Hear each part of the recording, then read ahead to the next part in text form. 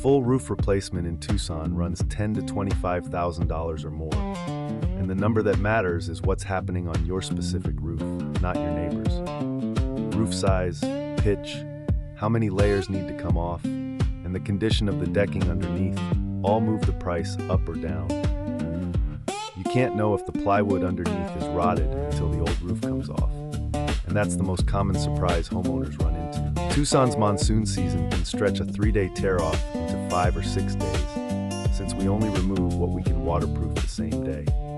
David Contreras has been roofing in Tucson since 2011, and he walks every roof himself before writing a number down. A real estimate includes material specifications, the sealing method at every penetration, and exactly what's included, not just a total at the bottom. Call or text DC Roofing of Arizona for your free roof replacement estimate anywhere in Tucson.